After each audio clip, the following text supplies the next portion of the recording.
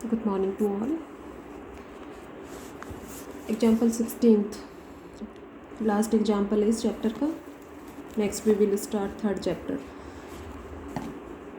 Sigma ij क्या कहोगे इसको? The component of stress tensor. Okay.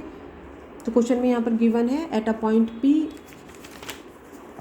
in the continuum the component of stress tensor sigma ij are given in this form. ये sigma i जे जो है वो 15th कल example किया था. एग्जाम्पल 15th में भी यही दिया हुआ था. Sigma i j h it is था. ठीक है, जिसमें stress deviator tensor find out करना था. ये कल किया था. Sigma i i cap equal to 0. ठीक है, सभी ने यहाँ तक कंप्लीट कर लिया होगा. और जो 3-4 स्टूडेंट्स जो हैं वो रेगुलर नहीं हैं, साथ साथ नहीं कर रहे हैं, वो प्लीज़ अपना स्टडी पर कंसंट्रेट करो. Example 16 same sigma i j दिया हुआ है. ठीक है, तो इसके according principal stress sigma 1, sigma 2 और सिग्मा 3 सेम एग्जाम्पल 15 के अकॉर्डिंग फाइंड आउट करेंगे. फाइंड आउट करेंगे क्या? सेम वही फाइंड आउट होंगी, वही वैल्यू हो जाएंगी जो कल सॉल्व करवाई थी. ठीक है, तो principal stress sigma 1, sigma 2, sigma 3 solve कर चुके एग्जाम्पल 15 में, उन्हीं को वहीं से ले लेंगे. ठीक है, लेकिन आप लोग पूरा सॉल्व करोगे. एग्जाम में आता है क्वेश्चन, पूरा सॉल्व करोगे. और यहाँ पर देखो नेक्स्ट अपना इम्पोर्टेंट इसमें फर्स्ट पॉइंट क्या पूछ रहे हैं? Normal component of stress vector on octahedral plane. एक तो इसमें जो प्लेन दिया हुआ है वो ऑक्टोहेड्रल प्लेन दिया हुआ है. ऑक्टोहेड्रल प्लेन की इक्वेशन आप लोगों को बताई थी y1 + y2 + y3 equal to 1. अब y1 + y2 + y3 equal to 1 है, तो इसके according unit normal vector ni जो है वो सभी फाइंड आउट कर सकते हो इजीली. पहले भी एक्सप्लेन कर चुके. Unit normal vector ni equal to di upon magnitude of di. ठीक है, तो y1 का कोफिशिएंट 1 है, तो 1 upon under the root of 1 + 1 + 1. y1 के कोफिशिएंट का स्क्वायर प्लस y2 के कोफिशिएंट का स्क्वायर प्लस y3 के कोफिशिएंट का स्क्वायर. तो उसके अकॉर्डिंग n1 n2 n3 तीनों वैल्यूज क्या आ जाएंगी? 1 upon under root 3, 1 upon under root 3 और 1 अपॉन अंडर रूट 3. क्लियर है? तो प्लेन की इक्वेशन सपोज करेंगे सबसे फर्स्ट, उसके according unit normal vector ni find out करेंगे. ठीक है, फिर यहाँ पर फॉर्मूला यूज करेंगे normal component of stress vector. Normal component of stress vector किससे रिप्रेजेंट करते हो? कैपिटल एन से. दो चीज़ें थी अपनी, देखो नॉर्मल स्ट्रेस और शियर स्ट्रेस बताया था सबसे फर्स्ट डेरिवेशंस किए थे तब. तो component of sigma i in the direction of n i are called normal stress. Capital n से इसको रिप्रेजेंट करते हो. और component of sigma i in the direction of surface s are called shear stress and it is denoted by capital s. तो capital n जो है वो normal component of the sigma i in direction of n i. ठीक है, तो normal component of stress vector sigma i are denoted by capital N. तो यहाँ इसमें सबसे first normal component of stress vector इसको किससे रिप्रेजेंट करोगे? कैपिटल एन से रिप्रेजेंट करोगे. ठीक है, अब इसकी वैल्यू क्या होगी? इसका देखो मैक्सिमम शियरिंग स्ट्रेस, पीछे आ जाओ. मैक्सिमम शियरिंग स्ट्रेस का जो डेरिवेशन करवाया था वो यहाँ पर बहुत इंपॉर्टेंट है. एग्जाम्पल में सॉल्यूशन सीधे वैल्यू लेके उसको सीधे शॉर्ट उससे सॉल्व किया हुआ है. लेकिन अगर यदि एग्जाम में ये क्वेश्चन आता है 10 मार्क्स में, तो आप लोग क्या करोगे? ये जो फॉर्मूला है कैपिटल एन, ये बताया था sigma 1 n1 square plus sigma 2 n2 square plus sigma 3 n3 square, और इसको इक्वेशन नंबर फर्स्ट मार्क किया था. तो इक्वेशन नंबर फर्स्ट तक एज इट इज इसको सॉल्व करके बताओगे आप लोग. सबसे क्वेश्चन में इसको सॉल्व करके और इक्वेशन नंबर फर्स्ट तक पहुंचोगे. ये नहीं कि सीधे इसकी वैल्यू ये ले लिया और फिर कर दोगे. 10 मार्क्स का क्वेश्चन आता है तब, तो इसको पूरा सॉल्व करके और फिर नेक्स्ट इसके आगे सॉल्व करोगे. ठीक है, तो छोटा सा डायग्राम बनाना और उसके नेक्स्ट अब ये y1, y2, y3 एक्सेस थे, इसके करस्पॉन्डिंग ये प्रिंसिपल डायरेक्शंस थे. तो जैसे y1 का ni1 डायरेक्शन में जो कंपोनेंट था सिग्मा 1 1, वो क्या लिया था सिग्मा 1, ठीक है। y2 का n2 डायरेक्शन में कंपोनेंट सिग्मा 2 2 और इसका सिग्मा 3 3। तो ये वैल्यूज़ तो सिग्मा 1 सिग्मा 2 सिग्मा 3 ली थी और बाकी सभी जीरो होंगे, क्योंकि y1 का ni2 डायरेक्शन में कंपोनेंट 0, y1 का ni3 डायरेक्शन में कंपोनेंट 0, तो सिग्मा 1 2 सिग्मा 1 3 0 हो जाएंगे, ठीक है। अच्छे से एक्सप्लेन किया था, एक बार इसको रिवाइज करना, मैक्सिमम शियरिंग स्ट्रेस जो अपना डेरिवेशन है उसको। और फिर सबसे फर्स्ट तो क्या करोगे, इसको एज इट इज़ यहाँ इक्वेशन फर्स्ट तक लोगे उस क्वेश्चन के फर्स्ट पार्ट के लिए, ठीक है।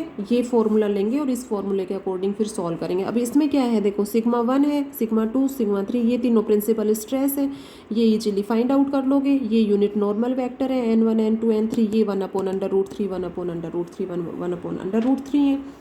ये सारी वैल्यूज होने के बाद कैपिटल N जो है वो इजीली सॉल्व कर सकते हो। तो मेन इसमें ये दिखाओगे सबसे फर्स्ट, ठीक है। ये क्लियर होगा सबको। Sigma equal to sigma JINJ से sigma 1 sigma 2 sigma 3 find out किए थे और फिर इसमें सिग्मा 1 सिग्मा 2 सिग्मा 3 की वैल्यू यहाँ पुट करके और इक्वेशन फर्स्ट जो है वो इस फॉर्म में फाइंड आउट हुई थी। तो ये इम्पोर्टेंट है यहाँ पर। सबसे first equation of octahedral plane are this, then ni equal to di upon magnitude of di, ये हो जाएंगे, तीनों सेम हो जाएंगी, ठीक है। तो फर्स्ट पार्ट में normal component of stress vector according to octahedral plane are given by capital N equal to this formula sigma 1 n1 square plus sigma 2 n2 square plus sigma 3 n3 square.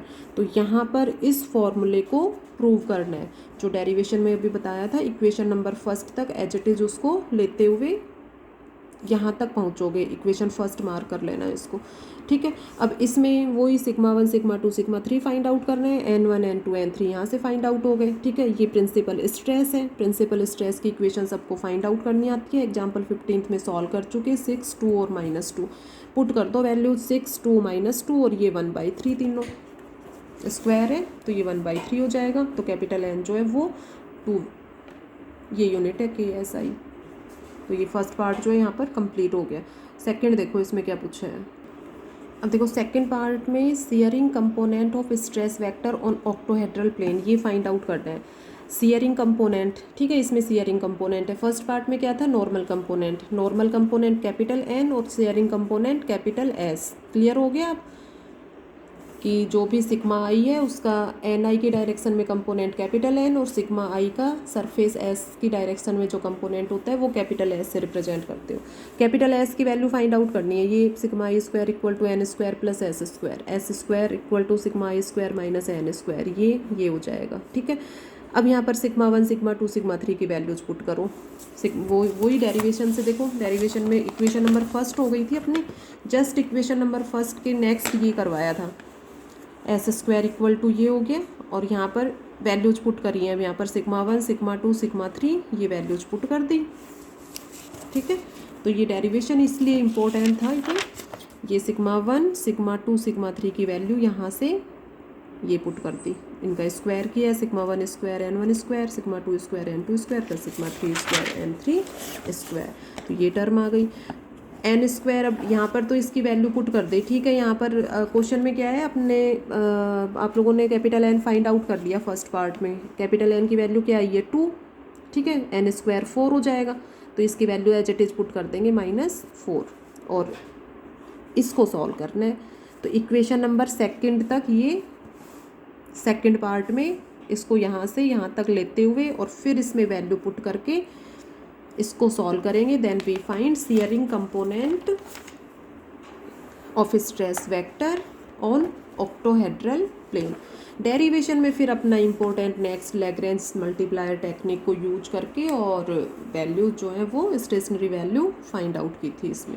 तो आज इस derivation को एक बार revise करना सभी और फिर उस क्वेश्चन को करना, तो ये भी रिवाइज हो जाएगा कि कैसे क्या क्या बताया था और क्वेश्चन जो है वो भी अच्छे से कंसेप्ट क्लियर हो जाएगा। अब इसमें ये वैल्यूज पुट करके सॉल्व कर लोगे अपने आप।